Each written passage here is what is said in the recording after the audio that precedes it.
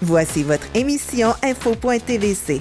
En manchette cette semaine, Festival Quad et le fameux belvédère de la chute à Philomène, Festilac de Saint-Zénon du Lac-Comcoui, Sébastien Lévesque de Tremplin Travail, conférence le 3 octobre pour les intervenants, Saucisse Maison à Saint-Vianney, le RECEM et ses artistes peintres et toute la programmation automnale de votre TVC.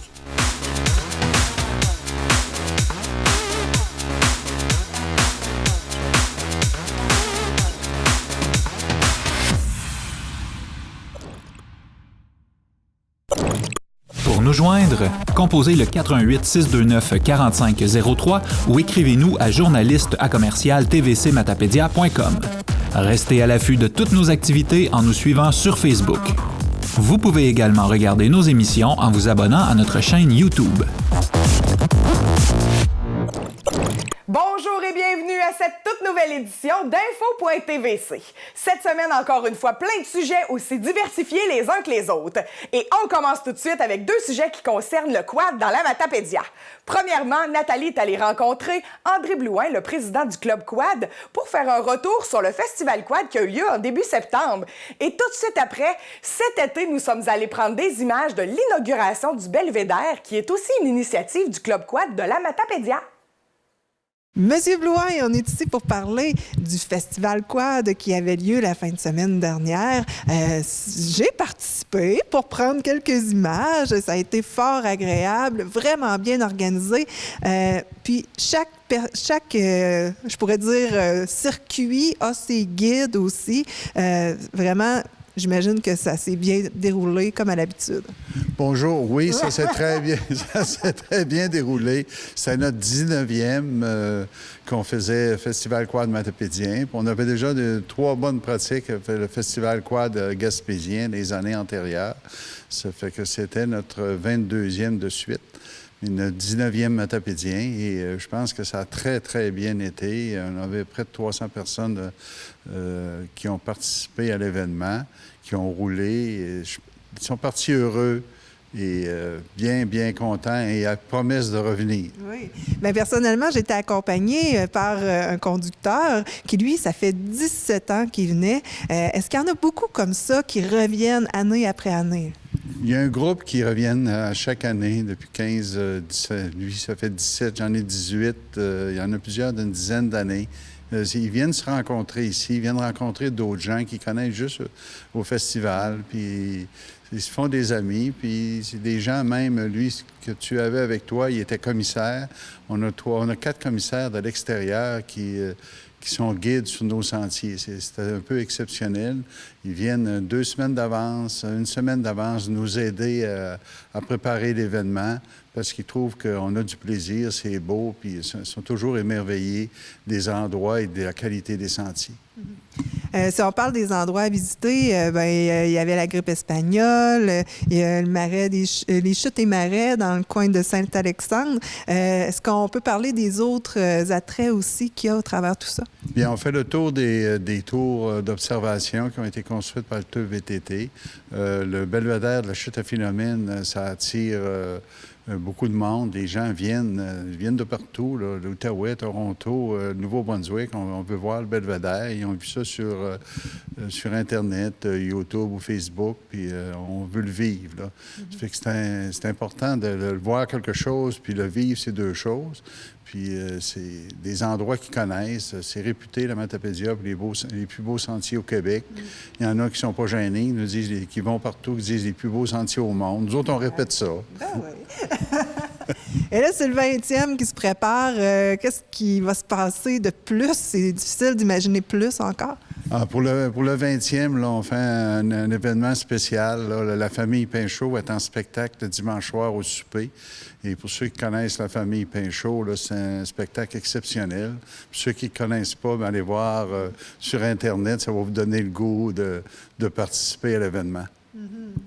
Puis, bien, j'imagine qu'on peut aussi aller visionner des photos qui ont été prises durant la fin de semaine sur Facebook ou encore votre site Internet. Oui, bien, il y avait 9 journalistes en fin de semaine. Ça veut dire qu'il va y avoir des photos qui vont traîner. Il va y avoir sur les événements, un peu sur tu as InfoQuad, tu as des spécialités, la Fédération québécoise des clubs quad, puis chacun des participants envoie ses petites photos pour dire qu'il était heureux puis qu'il aimait ça.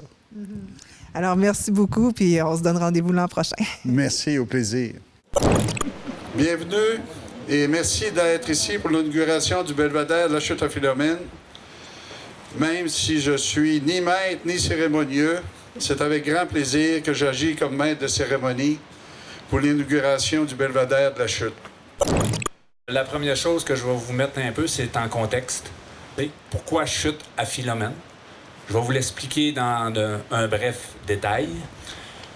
Ici, on est sur une terre, sur un lot à bois du temps, on va dire ça comme ça. Ça appartenait aux colons.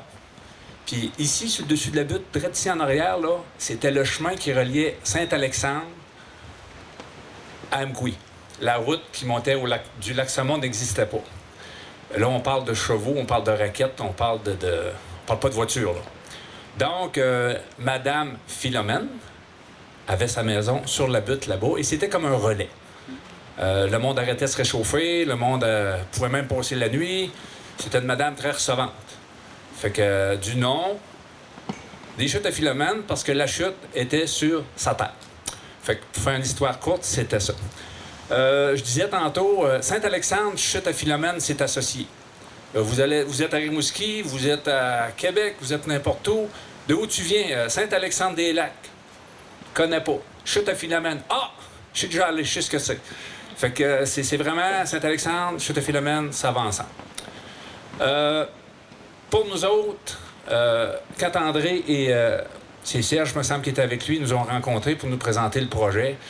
On a tout regardé au plafond un petit peu, puis à côté, on voulait dire « Wow, c'est quoi qui présente là, ces deux messieurs-là? » Fait qu'ils étaient tellement convaincus dans leurs affaires. On a donné l'aval, on a dit « Allez-y, go, vous avez toute notre autorisation et notre collaboration. » Donc, ça s'est mis en branle. Puis là, je peux pas nommer tous les noms, mais André et son équipe, parce que je vais parler de son équipe, c'est tout le monde qui a nommé tantôt, ont fait un travail extraordinaire. Je pense qu'il mérite une grosse main d'applaudissements. C'est spécial, cette réalisation-là.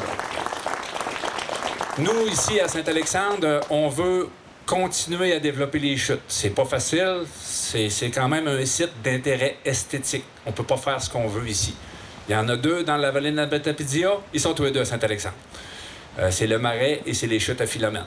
Donc, on travaille à amener d'autres choses sur le site des chutes. Puis je peux vous dire que depuis 5 ans à peu près, on ramasse des données. Isabelle est au courant, j'avais monté quelque chose avec elle pour qu'on puisse installer des étudiants ici pour une période de 6-7 semaines.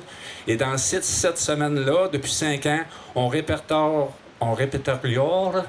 toujours au-dessus de 2000 visiteurs. Donc, le fin d'août n'est pas compté, septembre n'est pas compté, puis là-dessus, c'est juste 5 jours semaine. Donc, on peut penser qu'il passe entre 2, 3, 4, 5 000 visiteurs, et ça, c'était pas installé. Fait qu'avez-vous pensé? Ça va être terrible durant les 2, 3 prochaines années, avec Facebook, puis tous les médias sociaux aujourd'hui, qu'est-ce que ça peut représenter? Un gros merci aussi à tous les commanditaires qu'André a nommés tantôt. Puis, encore une fois, bienvenue sur le site. J'espère que vous allez revenir. Il y a une autre affaire que je peux vous dire. La chute à Philomène, elle est très belle aussi l'hiver et elle est différente à chaque mois. Ça vaut la peine de prendre ses raquettes puis de venir faire un tour ici puis de regarder le module de gros coussins gonflables que ça fait dans le fond de ça. Fait que là-dessus, André vous a invité tantôt. On vous invite à notre salle municipale. Venez prendre un petit goûter, puis on pourra jaser encore. Fait que, encore une fois, merci beaucoup, André et ton équipe, pour le merveilleux travail que vous avez fait. Je vais vous parler un peu du pourquoi de ce belvédère-là. Pourquoi avoir mis un belvédère? La raison est simple, c'est que c'est le président. Descendre dans le fond, il n'était pas capable. En fait, il était capable, mais c'est pour la remontée que c'était plus difficile. Ça fait que moi et Serge, on s'est dit, il faut faire de quoi. Donc... T'as assez parlé.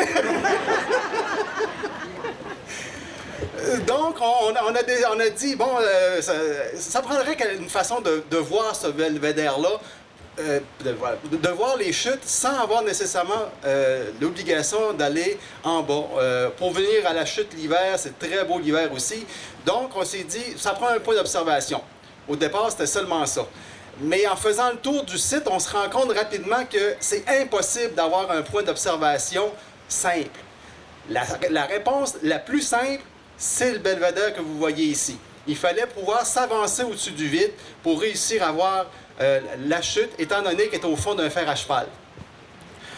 Donc, le pourquoi, c'est carrément de la visibilité. C'est pas pour nécessairement faire une structure pour faire une structure. C'était vraiment pour permettre aux gens qui l'ont jamais vue, qui autrement ne pourraient jamais la voir, de justement profiter de ce paysage-là qui est unique dans la Matapédia. Le principe, c'est simple. Pour aller au-dessus du vide, vous avez le choix un hélicoptère. Vous avez le choix de construire une rampe en terre pleine, remplir le ravin pour avoir de quoi de solide, ou d'avoir une structure qui vous amène au-dessus de ce vide-là. Comment est-ce qu'on fait ça sans dépenser, avoir des budgets extraordinaires? C'est simplement avec, comme vous le voyez, une grosse balançoire. Le belvédère, c'est une grosse balançoire. Le point de pivot est à la crête. Et on a mis un contrepoids ici. Et on marche sur l'autre bout, tout simplement. Vous direz, pourquoi tout le monde ne fait pas ça? Pourquoi il y a des belvédères compliqués, etc., etc.? C'est que souvent, les belvédères, c'est ce qu'ils font, mais on ne s'en rend pas compte.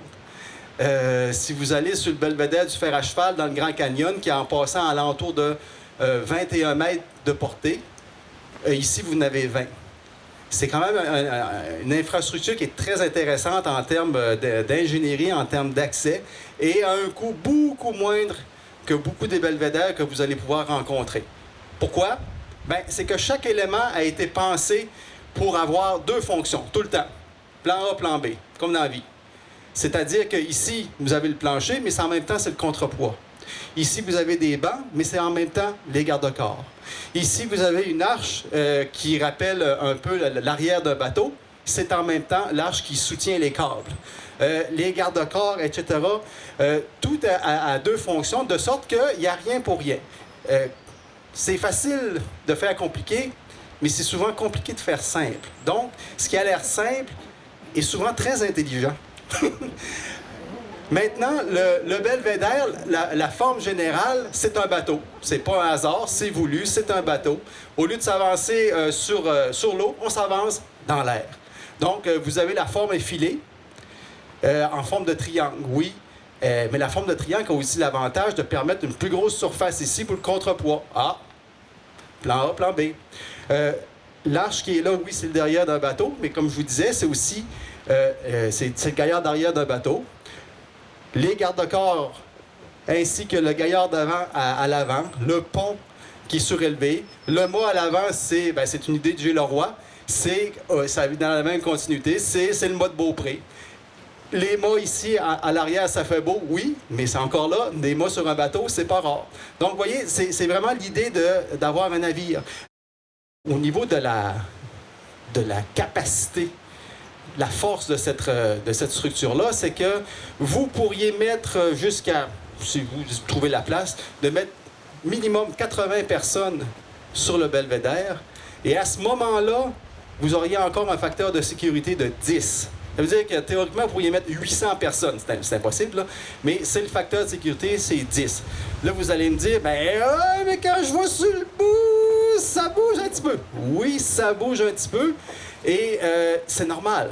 Si vous allez sur n'importe quel pont, allez sur n'importe quel pont dans la région ici, à pied, et attendez qu'un véhicule lourd passe, vous allez sentir le pont, qui soit en béton ou en acier, le pont bouge. Mais quand on est en voiture, on s'en rend pas compte. C'est normal que ça bouge. Vous avez un facteur de sécurité de 10. Et en plus, on a rajouté des câbles de soutien. Ils n'étaient pas requis. On les a mis. On pourrait les enlever. Donc, sécurité supplémentaire. Dernier point, la vitre.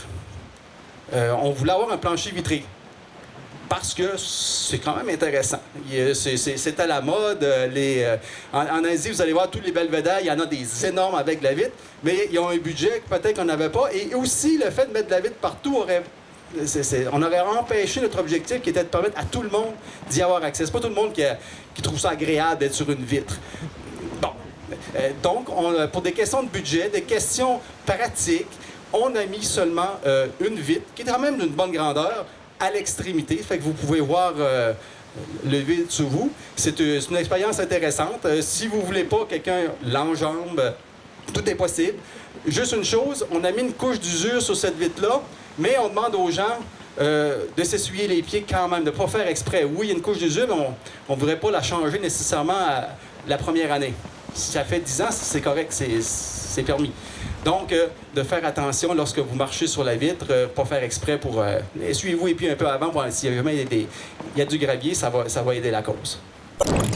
En terminant, on va couper le ruban. C'est mon ami André qui va avoir ce privilège parce que le but premier du belvédère, c'était de permettre aux personnes à mobilité réduite de voir les chutes à Philomène parce qu'ils ne verraient jamais. Mais André, ils avaient déjà vu avant, lui, le chanceux. Mais on va aller au bout tantôt, ensemble. Mais il va vous dire un petit mot, un mot, de la longueur qu'il voudra. Merci, André. Écoutez, quand André est venu me voir la semaine dernière, ou il y a 15 jours, pour me demander de venir faire l'inauguration, couper le ruban du belvédère, en m'expliquant qu'ils avaient eu l'idée de faire ça pour les personnes à mobilité réduite, j'ai pas pu résister. D'abord, c'est un vieux copain. On se connaît depuis plusieurs années, on a fait des choses ensemble. Puis, ça m'a permis aussi en même temps de répéter, de me dire, je peux encore répéter mon discours sur la sécurité en véhicule récréatif. J'ai accordé une quinzaine d'entrevues l'hiver dernier dans différents médias au Québec pour parler de sécurité à motoneige. Parce que mon accident, moi, c'est un accident de motoneige qui aurait pu être évité si je n'avais pas été trop téméraire la soirée du 16 au 17 mars 2018. Mais c'est la même chose pour les quadistes. Il faut absolument éviter tous les pièges qui se rattachent aux activités de loisirs comme les véhicules récréatifs, comme les VTT et les motoneiges. J'ai rencontré, durant mon séjour de 8 mois à l'Institut de réadaptation de Québec, un jeune homme de 17 ans. Je vais l'appeler Félix pour protéger son identité, qui a eu un accident de VTT l'année dernière, à peu près dans ces dates-là. C'était pendant le G8 dans la région du Charlevoix. Et les hélicoptères ne pouvaient pas survoler la région pour aller le récupérer. Ça a pris 8 ou 9 heures pour aller récupérer Félix. 17 ans. Il est devenu tétraplégique comme moi. Hier, j'étais à l'Institut pour des injections de Botox, parce que le Botox, c'est pas fait seulement pour la beauté, là, c'est aussi un médicament. Non, parce que c'est pour la beauté, ça va pas marcher. C'est aussi un médicament. On m'a annoncé évidemment que le jeune homme avait quitté il y a 2 mois l'Institut et qu'il n'y avait pas beaucoup d'espoir dans son cas de rétablissement plus que partiel.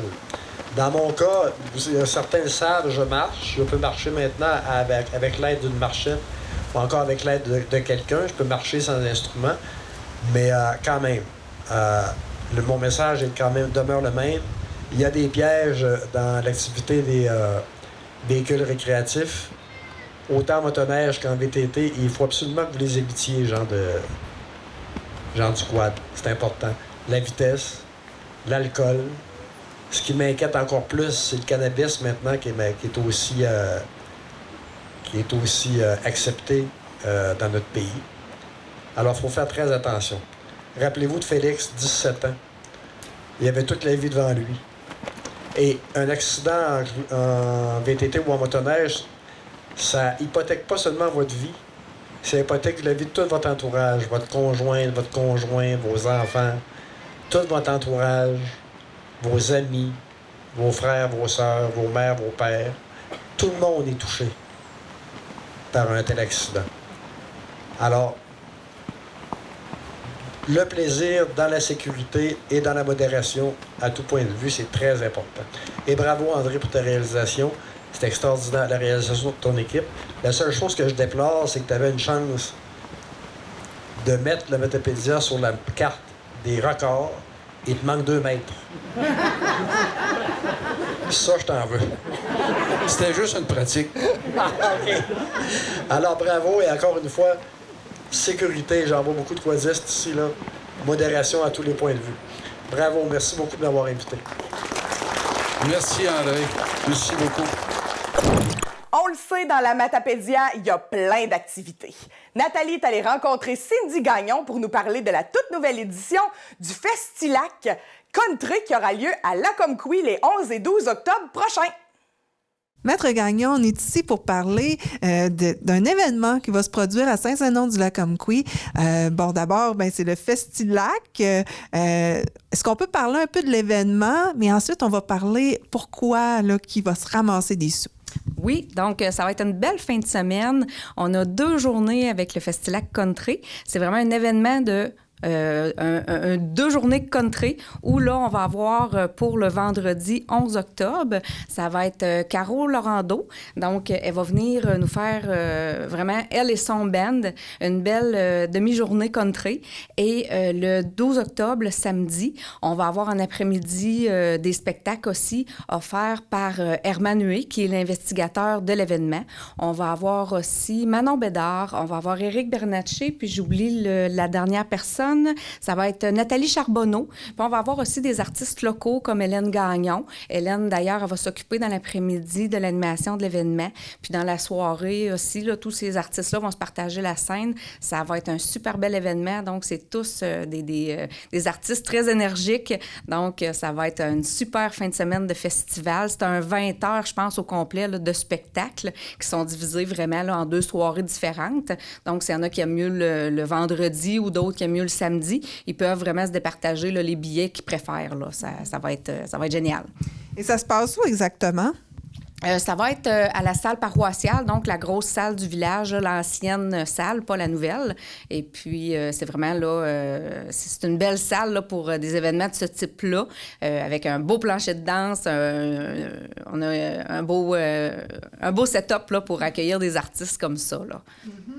Et pour se procurer les billets, j'imagine que c'est un peu partout là, des gens qui en vendent ici et là? Oui, bien, on a 4 points de vente. Donc, il y en a présentement au Select Hotel à Amqui. On en a également chez Michel Charret-Carrossier. On en a au Gaz-Bar Linda à Saint-Léon-le-Grand. Puis, on en a également au dépanneur Lacomquie. Donc, c'est les 4 points de vente principaux là, pour s'en procurer. Et il y a un autre événement, je pourrais dire, c'est Manger pour la cause. Et puis, ça, c'est quoi au juste? Donc, Manger pour la cause, c'est toujours notre ami Herman Huet qui a eu l'idée de ça. C'est Manger pour la cause qui a été investigué dans ça pour notre amie Caroline Dumont de Lacomquie, évidemment. Donc, Caroline, elle a été atteinte du cancer. Elle a vécu une année très difficile. Puis Caroline, ce qu'il y a de particulier de cette femme-là, c'est que c'est une personne extrêmement généreuse. Caroline, elle est reconnue pour son grand cœur, reconnue pour toujours faire passer les autres avant. Elle aime tout le monde, elle est toujours souriante. Puis la dernière année, ben c'est ça, elle a eu un cancer, puis elle a combattu ce cancer-là de façon très, très surprenante, donc toujours souriante, toujours positive face à sa maladie. Puis comme elle est tout le temps généreuse avec tout le monde, ben là, on s'est dit avec Herman que c'était à notre tour d'être généreux avec elle, vu tout ce qu'elle a vécu. C'était à notre tour de partager, là, puis d'être là pour elle, d'être présent pour elle, parce qu'elle est toujours, toujours généreuse avec tout le monde. En plus qu'elle a 2 jeunes enfants. Oui, c'est ça. Donc, elle a un enfant de 8 ans, un enfant de 13 ans. Donc, c'est parfois un peu difficile là, de vivre tout ça avec ses enfants, puis de devoir traverser ces épreuves-là. Fait qu'effectivement, là, ça va être la générosité de tout le monde qui va être mise à l'épreuve cette fois-ci pour venir en aide à Caroline. Et est-ce que c'est à la salle communautaire, ça aussi? Cette fois-ci, ben, ça sera pas, ça va être à la salle communautaire. Oui, ça sera pas à la salle paroissiale parce que nous, la salle, l'autre salle communautaire, la salle multifonctionnelle qu'on appelle, celle-là, ben, elle est vraiment faite pour les repas. Donc, à ce moment-là, ça va être un beau souper qui va être préparé à cette salle-là avec des billets différents. Vous pouvez venir manger ou venir profiter également de tous les événements de façon distincte et puis, donc, participer justement à la cause pour Caroline, là, pour ce souper-là, là, effectivement, à la salle multifonctionnelle.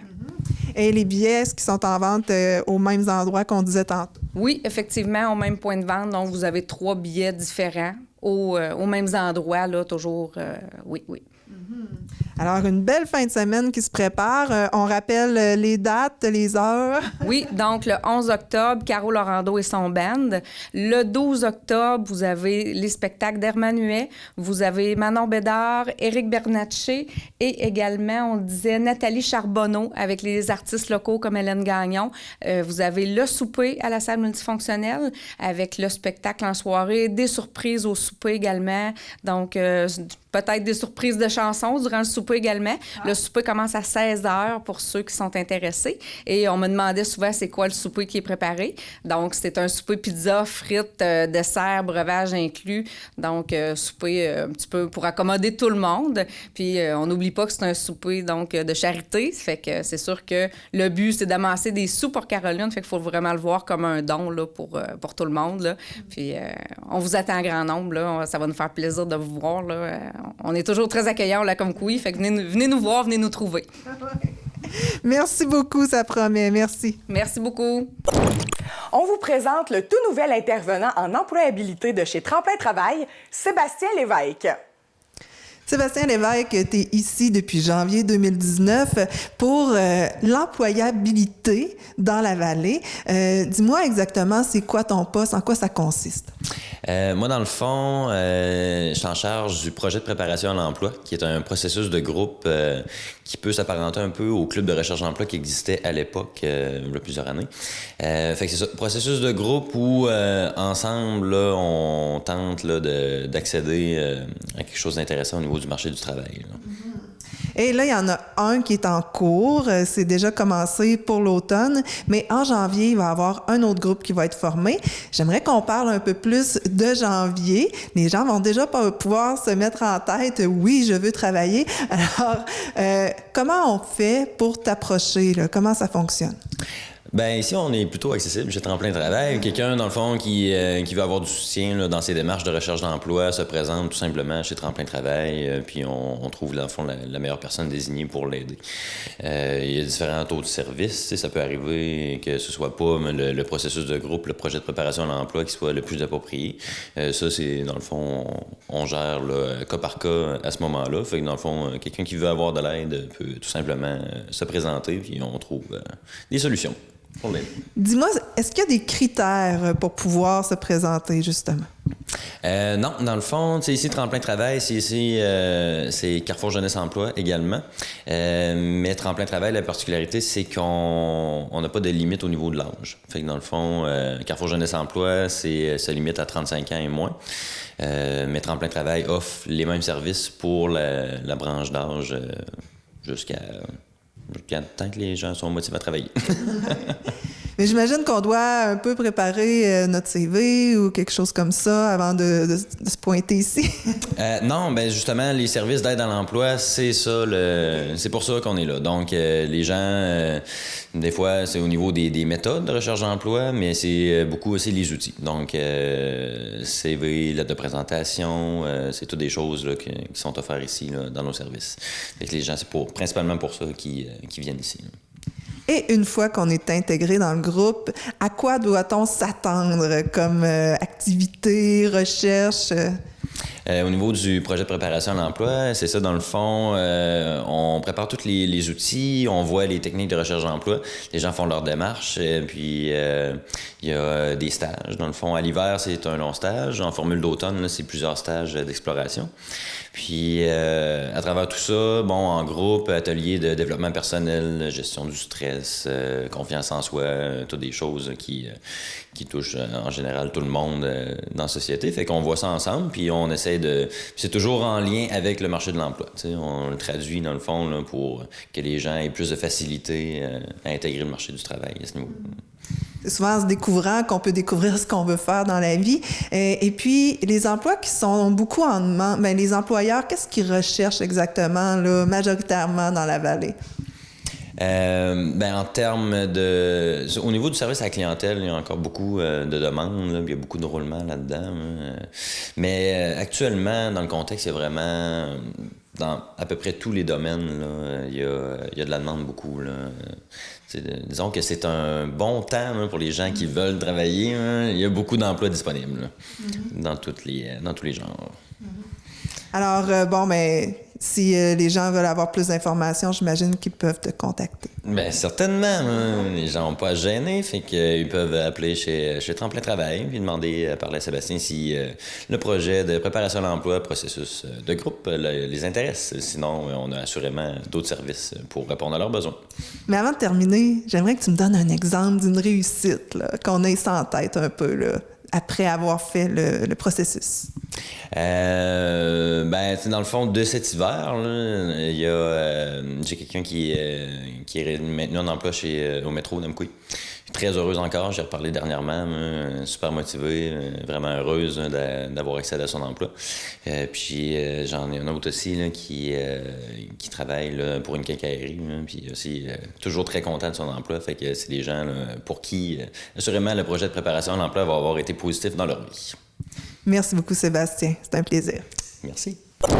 Nathalie a reçu plus tôt cette semaine dans nos studios Andréane Deveau de Cosmos pour vous présenter une conférence qui aura lieu le 3 octobre prochain à Amqui. Andréane, on va parler d'une conférence qui va avoir lieu le 3 octobre prochain et ça concerne les intervenants. Est-ce que tu peux me dire quel intervenant au juste? Oui, tous les intervenants de la vallée, que ce soit dans les organismes communautaires, dans les écoles, les CLSC, aussi I3S, donc tout intervenant qui a à intervenir auprès des familles de la vallée. Et c'est ce merveilleux monsieur qui va donner la conférence. Est-ce que tu peux me le présenter? Oui, c'est M. Hubert Van Gezeguen, docteur Hubert Van Gezeguen, qui va descendre dans la vallée expressément depuis Montréal. C'est un professeur retraité à l'université en psychoéducation à l'Université de Montréal. Andréane, il va être question d'aliénation parentale parce que ce monsieur est un peu spécialisé là-dedans. Et puis, est-ce que tu peux m'expliquer c'est quoi l'aliénation parentale? Oui, à défaut d'être une professionnelle dans la question, rapidement, ce que je peux dire, c'est quand il y a une séparation conflictuelle. C'est quand un enfant participe activement au dénigrement ou à l'exclusion d'un de ses deux parents, et ça, sous l'influence de l'autre parent. Exemple, maman entraîne, ou papa, maman entraîne l'enfant à dénigrer papa, à le sortir de sa vie, et ça de façon injustifiée ou déraisonnable. Et puis, finalement, l'intervenant ou l'intervenante se retrouve un peu coincé dans tout ça. Là. Oui. L'aliénation parentale est une séparation conflictuelle extrême. Donc, pour tout intervenant qui a à intervenir dans ce genre de situation-là, c'est très... c'est un défi important. On parle, entre autres, de tentatives d'instrumentalisation. Oui, ça, c'est quand un parent va un peu se servir de l'intervenant pour entretenir le cercle vicieux en dénigrant l'autre parent auprès de l'intervenant. Ou souvent, un intervenant va être confronté à des remises répétées en question, des remises en question répétées de ses compétences, ou il va y avoir des demandes déraisonnables. Donc, l'intervenant qui se trouve à intervenir dans cette situation-là est dans une position délicate. Donc, la formation vise à les outiller dans ces situations-là. Quelle est sa place dans la famille qui entretienne ce genre de conflit-là? Y a-t-il des pièges à éviter dans l'intervention? Quel est mon rôle, puis où sont les limites de mon rôle? Et ça dure toute la journée. Là. La formation, oui, toute la journée. C'est à la salle communautaire le 3 octobre. C'est gratuit. L'inscription se fait en ligne sur le site web Cosmos Matapédia, /événements. Et puis, oui, ça dure toute la journée. M. Gezeguen a préparé des vignettes cliniques, beaucoup d'exemples. Donc, l'intervenant qui va venir à la formation va sortir vraiment plus outillé sur la façon dont il peut intervenir. Et il y a une boîte à lunch aussi qui peut être achetée. Oui. Sur place, il y a possibilité, au moment de l'inscription, de réserver une boîte à lunch au coût de 15 $ en argent comptant seulement. Sinon, les gens peuvent amener aussi leur lunch ou aller manger au restaurant. Alors, pour justement la préparation de tout ça, il faut s'inscrire quand même 2 jours à l'avance. Oui, on va prendre les inscriptions jusqu'au 1er octobre. Alors, merci beaucoup, Andréane. Et on va se revoir aussi pour annoncer une autre conférence. On se garde un peu la surprise. Merci. Merci. La première diffusion de cette édition d'Info.tvc est le 27 septembre, journée mondiale de la grève pour le climat. Et Nathalie, tu voulais faire un lien avec cette journée mondiale. T'es allée à Saint-Vianney. Eux, ils lancent un nouveau produit. C'est quoi le lien avec des saucisses et la journée mondiale du climat? Bien, c'est qu'en voyant ça, je me suis dit, il y a tout l'emballage qui est sauvé, le transport de l'emballage. Parce qu'on s'entend que juste la viande, la faire transporter elle-même, bien, ça prend moins d'espace que si on la suremballe par petits paquets. Puis, Équiterre a publié un article qui disait que 44 des GES, des gaz à effet de serre qui sont émis dans notre atmosphère québécoise, c'est 44 qui sont faits par les transports. OK! Donc, on s'entend que si on peut sauver ça, bien... La production locale, dans le fond, ça évite beaucoup de transport. Ben oui, c'est ça. Il y avait déjà à Sébec aussi Éco-Zapscal. Et maintenant, bien, à Saint-Vianney, et plusieurs sortes de saucisses. Et laisse-moi te dire que de filmer ça, de regarder ça en gros plan, c'était très tentant et ça sentait vraiment bon. Oh mon Dieu! Donc, Nathalie est allée à la conférence de presse. Un gros investissement pour la coopérative de 80 000 80 000 et ils doivent pas se douter, eux, qu'en faisant des saucisses localement, ils sauvent la planète. Et voilà.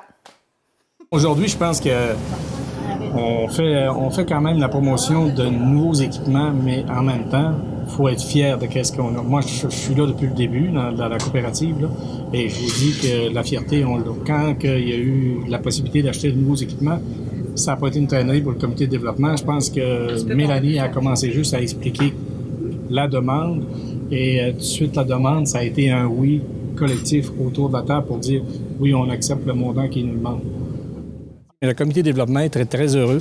Et lorsqu'on a eu la demande, ça n'a pas été de quoi qu'on a réfléchi longtemps avant de dire oui. Ça a été un oui tout de suite, là, parce que pour nous, la coopérative de solidarité, là, c'est quand même important. Puis l'épicerie Saint-Vianney, on y croit. C'est une épicerie de proximité. C'est un besoin qu'on a.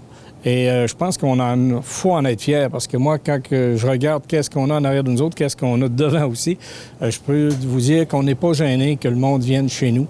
Et on a des collaborateurs, là, Pierrot et autres, je me souviens plus de Sébastien, et qui nous appuient tout le temps. Ça veut dire que toute l'équipe qui sont ici à l'épicerie travaille de façon à nous rendre ça un peu plus joyeux. On a un vieux là, qui s'appelle Fernand, Fernand travaille quand même très, très, très fort. Là. De temps en temps, il n'est pas tout le temps de bonne humeur, mais ça fait rien.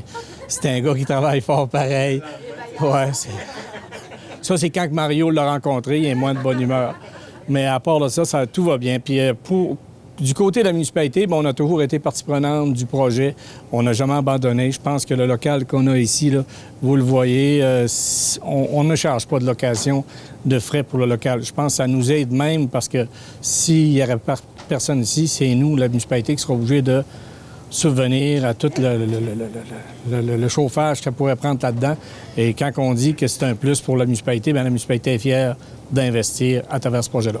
Alors moi, je vous dis un gros merci. Et tout ce que je souhaite, c'est qu'on passe assez vite à la dégustation. Alors, un gros merci tout le monde. Aujourd'hui, ça me fait un grand plaisir d'annoncer l'aide financière de notre organisation dans le projet d'achat des équipements, dont l'équipement destiné pour la fabrication de saucisses ici. Il s'agit d'un montant de 10 000 $ via le fonds FTT, volet économie sociale dans le projet. Et c'est un bel rajout pour notre coopérative qui est issue d'une réponse dans un sondage pour répondre à un besoin qui était exprimé par le membre. Sur ce sondage-là, moi et Jessie, qu'on a eu la chance de collaborer pour élaboration et tout ça. Créée depuis 2004, la coopérative de Saint-Vianney offre des produits de qualité et excellents services grâce à un travail acharné de l'ensemble de personnel, de gérants et aussi tous les membres de conseil d'administration. Ils ont travaillé fort pour maintenir plusieurs emplois et c'est aussi un outil indispensable pour le développement de notre communauté. pour que notre communauté puisse continuer à profiter de son existence, je pense qu'il est indispensable que l'ensemble de membres, ensemble de population, continuent à faire les affaires avec notre coopérative. C'est comme ça on va pouvoir le maintenir le plus longtemps possible. Sur ceci, je vous souhaite un excellent après-midi et aussi longévité pour notre coopérative. Ça, j'ai déjà écrit avant, donc j'ai pas copié ce qu'Isabelle a dit. Puis je veux aussi remercier le comité de notre comité, nous autres, en tant que président, puis remercier Fernand d'avoir travaillé et vous remercier, vous, d'avoir monté le dossier si bien monté pour qu'on puisse avoir des subventions puis venir à bout de se réinstaller en eux avec les inspecteurs qui nous avaient coupé ça sous le pied, là. Fait que je vous remercie tout le monde de participer en si grand nombre puis de continuer à encourager votre coop. Merci à tous. On a décidé de faire un événement de dégustation de bières et saucisses avec des bières de microbrasserie et de la saucisse d'ici. JC a travaillé très fort et on va continuer, JC, de travailler très fort. On veut juste vous annoncer que regardez comme il faut, au mois d'avril, il va y avoir une date de tombée. Et il va y avoir un bière et saucisse au profit de la coopérative. Et ça va être au coût de 40 $ pour les non-membres et de 35 $ pour les membres. Mais il va y avoir de la bière de microbrasserie en dégustation de plusieurs sortes. Et toute la saucisse qui se fait ici aussi va être en dégustation. Donc, vous allez tous les bienvenus. Surveillez la date. Elle va sortir prochainement, normalement. Dans le fond, c'est ça, c'est que tous les profits iront là, pour l'amélioration continue de la coopérative. Fait qu'en même temps, ça va faire connaître les produits frais d'ici, puis on pense faire un événement là, intéressant avec ce bière et saucisse-là. On rencontre Rita Cummings du RECEM et Sylvie Dessureau, artiste peintre et aussi professeure au RECEM, pour vous parler des cours qui sont donnés cet automne via le RECEM. Et aussi, plus tôt ce printemps, il y a eu une exposition de peinture faite par les étudiants de Sylvie. On vous transporte à cette exposition que vous avez peut-être manquée. Je suis en compagnie de deux femmes qu'on voit pas souvent, qu'on n'a pas vues depuis longtemps en tout cas. Rita, est-ce que tu peux te présenter un peu, dire qu'est-ce que tu fais exactement? Bon, alors moi, je suis directrice pour le regroupement des comités d'éducation de la Matapédia, le RECEM. Nous, on participe dans plein d'activités dans toutes les municipalités, ou presque. On part de la clientèle en déficience intellectuelle jusqu'aux jeunes retraités. On a des personnes en santé mentale, on a des il y en a qui ont des problèmes de consommation. On a des personnes non-voyantes, des personnes à mobilité réduite. On a les personnes âgées en résidence. On fait pratiquement toutes les résidences. À part ça, on donne des cours en intégration sociale qui partent du gym cerveau, vie active, couture, tricot. Ça, c'est toujours en intégration avec les ateliers d'art visuel. Des cours qui s'appellent Explorons. Ah. Ça, c'est les gens qui veulent faire beaucoup d'écriture. Okay. Puis, on a aussi des cours de premiers soins et RCR qui se donnent souvent conjointement avec le tremplin travail pour leur groupe d'étudiants. Ça fait vraiment beaucoup.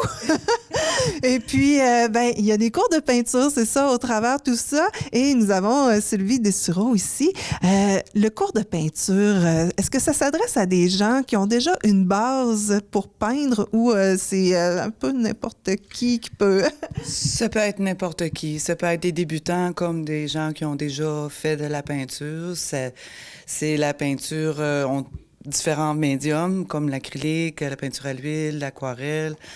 Dans les cours, il y a des ateliers où on apprend à faire la couleur, comment utiliser certaines formes de pinceaux. C'est quand même assez varié, là. Mm-hmm. Et on voit un bel exemple juste derrière toi. Ça doit être quand même assez long à faire, là. Tout ce montage-là, et c'est en groupe. Ça doit pas être facile, là, de dire, bon, toi, tu fais juste cette partie-là. Ça prend une bonne coordination. C'est un travail d'équipe. Chacun a ses forces. Fait que quand il choisissait la partie qu'il voulait travailler. Puis ça quand même, ça a bien été. Elle n'est pas tout à fait terminée, mais ça va venir cette année. On va la terminer. Et c'est vraiment valorisant parce que ça va rester ici, là. Tous les gens qui vont passer ici vont pouvoir la voir. Puis, est-ce que c'est des cours qui se donnent en continu ou comment ça fonctionne? Là, ils vont débuter à la fin octobre. C'est jusqu'au mois de début juin. Oui, c'est en continu. J'ai 4 groupes à rayon de partage. J'en ai un ici à l'École Sainte-Ursule. J'en ai 2 à Cause-Abscal. OK. Puis, pour s'inscrire, on doit correspondre avec le RSM ou comment ça fonctionne? On te contacte directement? Non, vous ne contactez pas directement. Vous appelez le RSM 629-6200, pas 6707 ou pas 6710.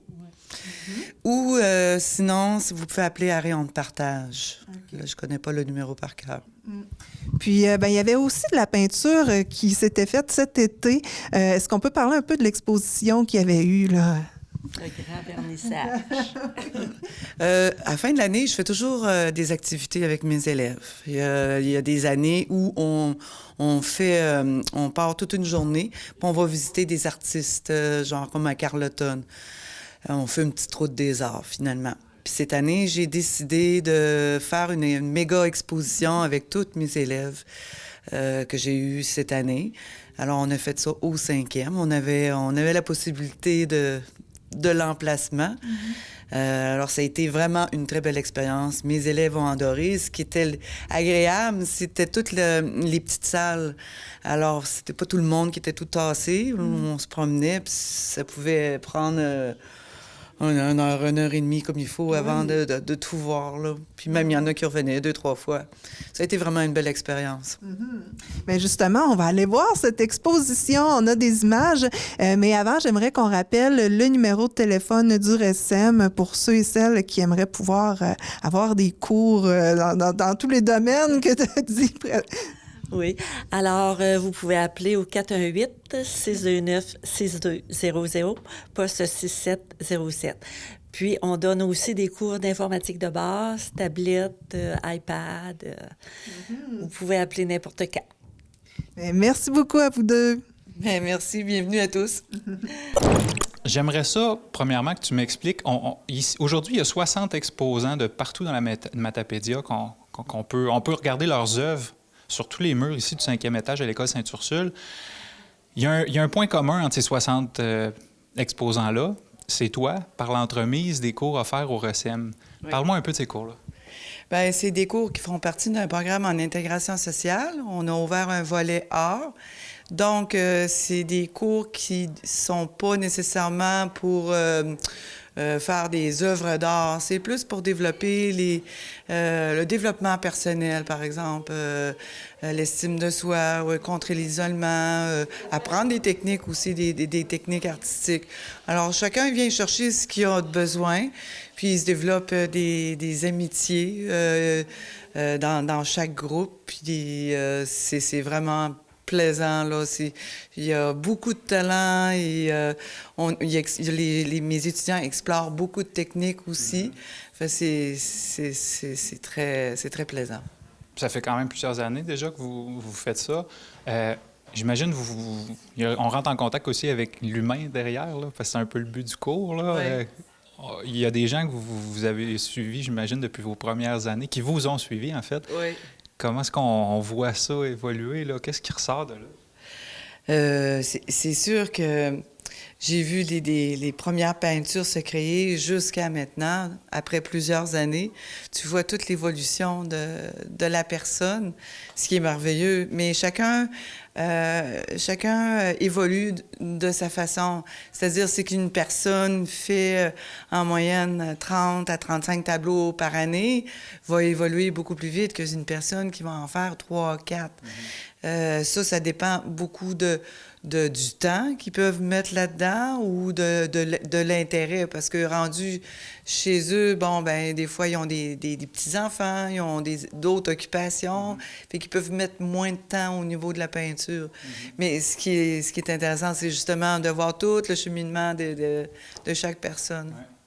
On est ici au 5e étage de l'École Sainte-Ursule, je le disais, dans les anciens bureaux de la MRC. Il doit y avoir à peu près, je dirais vite fait comme ça, une vingtaine de locales peut-être garnis. Il y en a dans les corridors aussi. J'aimerais ça que tu m'expliques un peu le concept. Comme là, on est dans une pièce ici, c'est très diversifié. Beaucoup d'œuvres, je pense, des groupes de cause abscale, si je ne me trompe pas. Mais il y en a différentes comme ça. Il y a une autre thématique dans les corridors. Qu'est-ce qu'on retrouve aujourd'hui ici? Bien, chaque groupe a eu des salles qui devaient eux autres mêmes monter. Ça c'était leur responsabilité. Ils amenaient ce qu'ils voulaient montrer. J'ai pas jugé là, aucune œuvre, dire oui, tu peux présenter ça ou pas. Puis j'ai pas jugé non plus la façon de les monter sur les murs. Fait ça, c'était vraiment libre à eux. Donc j'ai 7 groupes, mais il y a plus que 7 salles. Et ensuite, on a un volet de peinture d'art naïf qui était particulier cette année parce que je leur ai fait voir c'était quoi l'art naïf. On l'a étudié un petit peu au niveau de l'histoire. Certains peintres qui sont connus. De la région? Oui. Bien, de la région, puis aussi connus dans la région de Québec, si on peut dire. Qui sont cotés, qui sont dans les musées. Puis comprendre c'est quoi l'art naïf. Parce que souvent, les gens vont faire une remarque, « Ah, mes enfants seraient capables de faire la même chose. » Mais c'est pas ça, là, l'art naïf. Il y a tout un concept à l'arrière de ça. Et ce qui est intéressant dans cette forme d'art-là, c'est qu'on peut illustrer toutes nos légendes de notre patrimoine. Fait que ça reste...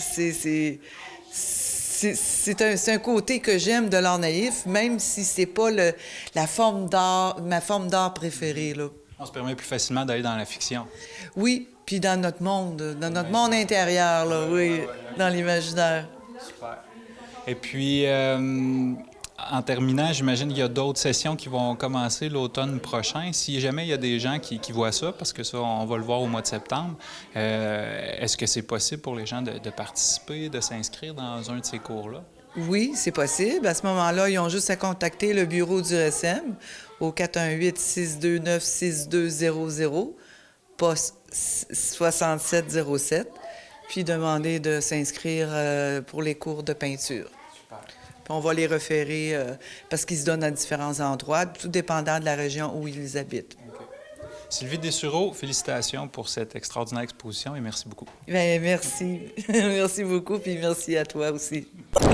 Une nouvelle saison commence à la télévision communautaire et pour nous en parler, Francis Pelletier. Salut Francis! Salut Lydie! Tu vas nous parler de ce qui va se passer à la télé durant l'automne. Oui. On a nos classiques qui reviennent, évidemment. Oui, programmation régulière à TVC. Et ben, la grande nouveauté pour nous cette année, c'est qu'enfin, 2 ans après être passé au HD, toutes nos émissions sont entièrement au HD maintenant, plus seulement que les captations, mais également l'intro de la nouvelle émission de nouvelles, info.tvc. On voit les éléments graphiques derrière nous. On est de retour avec les diffusions du conseil municipal d'Amkoui, conseil de ville d'Amkoui. Oui. La messe qui va toujours être là aussi le matin pour les gens qui aiment regarder la messe, ça va continuer. Et évidemment, le télé-bingo, tous les dimanches, midi 30. Hein? Et cette année, il y a une nouveauté en fait avec le télé-bingo, c'est qu'on prolonge la saison de quelques semaines. On va aller jusqu'à la fin du mois de mai et on vous propose même dans le temps des fêtes, un premier bingo dans le temps des fêtes, temps de Noël, avec des très gros prix, probablement plus de cadeaux, tout ça. Vous suivrez ça de près, les joueurs de bingo, parce qu'on a des surprises pour vous autres au mois de décembre cette année. Ben oui, c'est le moment de se retrouver en famille, de jouer au bingo toute la gang ensemble, dimanche le 29 décembre, 12h30. Ouais, manquez pas ça. Oui. Et puis, d'ici Noël, évidemment, tout le monde le sait, on est en campagne électorale et comme à chaque élection, la TVC va faire tout ce qu'il faut pour vous donner le plus d'informations possible sur les candidats qui se présentent dans notre circonscription. Fait qu'on va avoir des émissions spéciales pour vous. Une qui va présenter les différents candidats qui se présentent dans la Matapédia. Et on va également capter un débat des candidats qui va avoir lieu au début du mois d'octobre prochain. J'ai pas la date exacte, mais tout ça va vous être rediffusé diffusé dans la semaine précédant les élections pour vous aider à vous faire une tête sur qui votre candidat que vous allez cocher le nom. À moins que vous souhaitez donner une chance à tout le monde, mais c'est bien d'en choisir un seul. Ouais, c'est ça. Ensuite, on a des émissions spéciales aussi qui reviennent.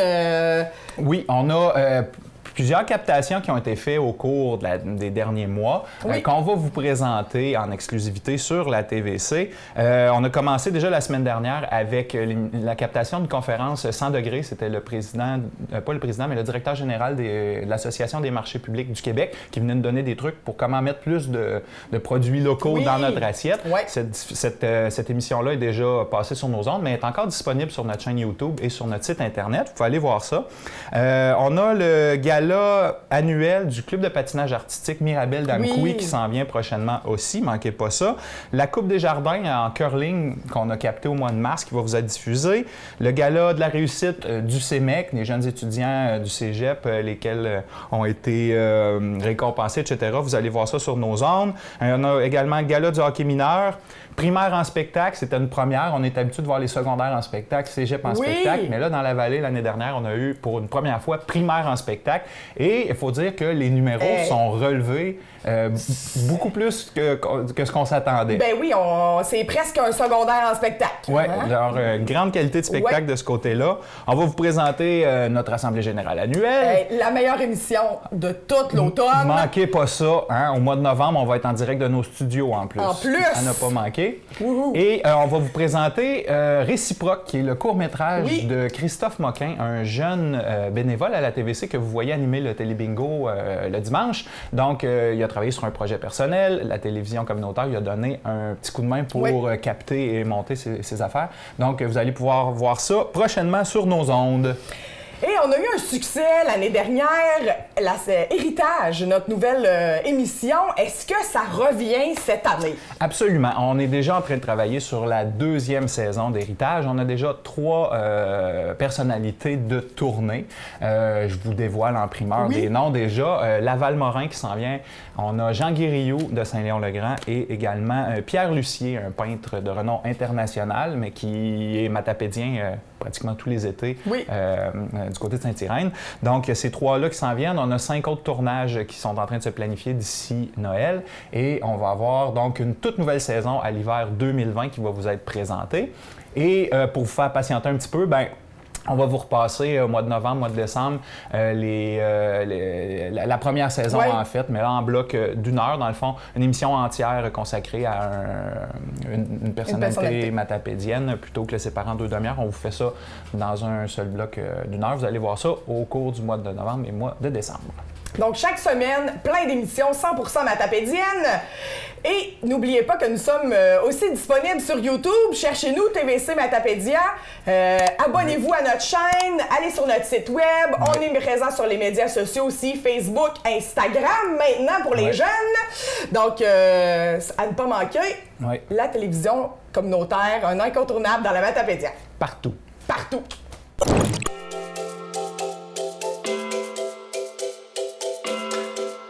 Le 23 octobre, entre 18h15 et 19h15, la Maison des familles vous propose un atelier pour mieux gérer les devoirs. Informations et inscriptions au 88 629 1241 et c'est gratuit.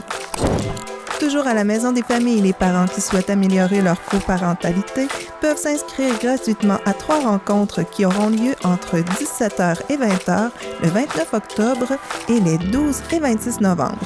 Repas gratuits, halte garderie et aide aux devoirs sur place. Le but est d'améliorer le partage des tâches, mieux communiquer et enrichir sa vie de famille. Réservez votre place avant le 21 octobre au www.cosmos.qc.ca/matapédia/événements. Le 31 octobre, de 9h à 10h30, vous êtes invités à l'Espace Famille au 50 rue Ludger-Leblanc-Nord à Amkoui pour participer à la clinique Amis des bébés. Cette fois, c'est Caroline Gontier, nutritionniste, qui vous revient pour vous informer à propos du développement du goût chez l'enfant.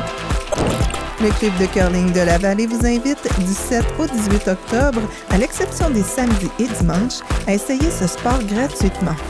Les personnes ressources seront sur place pour vous montrer comment jouer et vous fournir l'équipement nécessaire. Les jeunes familles sont attendues le 5 octobre prochain pour la barbinerie d'automne entre 9h et midi à la salle communautaire d'Amqui.